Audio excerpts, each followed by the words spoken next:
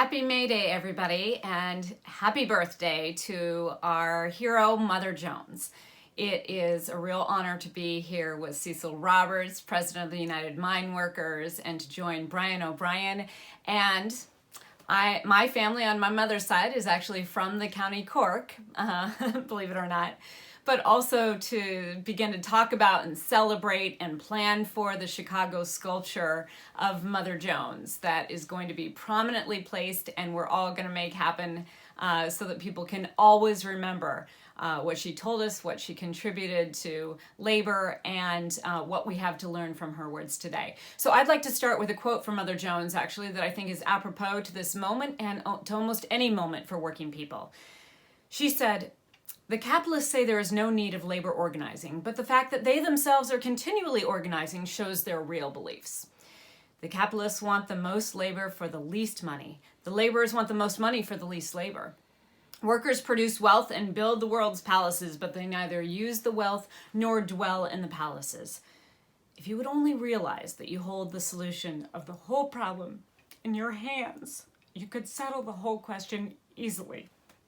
If, for instance, instead of striking in small groups, every industry in America were to hold up, the capitalists would be obliged to yield to any and all demands, for the world could simply not go on."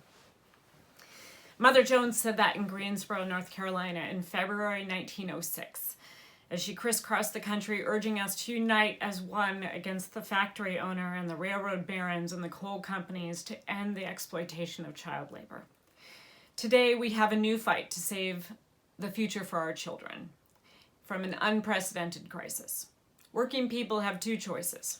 We can either come together and find solutions that kill the virus, protect jobs, secure health care for all, and build green infrastructure so we can all have a chance to thrive in our economy, or we can allow the wealthy and powerful to use hate and fear to divide us, exploit our labor and ravage our land until it's too late.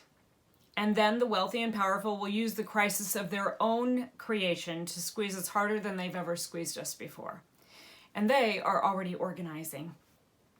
They're giving us a preview of the second option right now. Just as an unprecedented act of solidarity is flattening the curve against coronavirus, the servants of capital are on TV telling us we need to sacrifice ourselves and our loved ones on the altar of the almighty economy. So we have no time to waste. Make no mistake, the capitalists are organizing. We must too. Always remember, the strike is our tactic. Solidarity is our power. If we live with that truth, that there are no borders on work, that work has dignity, that an injury to one is an injury to all, that we can do together everything we need to do to capture the value of our work, then we define what's at stake by listening to workers. Now you've got clear demands, and as Dr. King said, with the fierce urgency of now. Then we act together, and the power of solidarity is stronger than a force of gravity. When we exercise it, it lifts us up, and we win. As Mother Jones said, you will fight and win, and you will fight and lose, but you must fight. Never hesitate. Today, and until workers have safety protections and proper pay, do all you can to support the strike for our lives at Walmart, Target, Instacart, Whole Foods, Amazon, Shipt. Do not shop there until the workers have safety protections and until they have the pay that recognizes the value of their work. And for our sisters and brothers in meatpacking plants, whether here in the United States, in Mexico, or anywhere in the world, stop eating meat. It's cruel to the animals, and you're enabling the death sentence handed down to the workers from the White House. Just stop. Strike the meat. Google vegetarian protein. Start an online recipe, share with your friends, but stand together for these workers.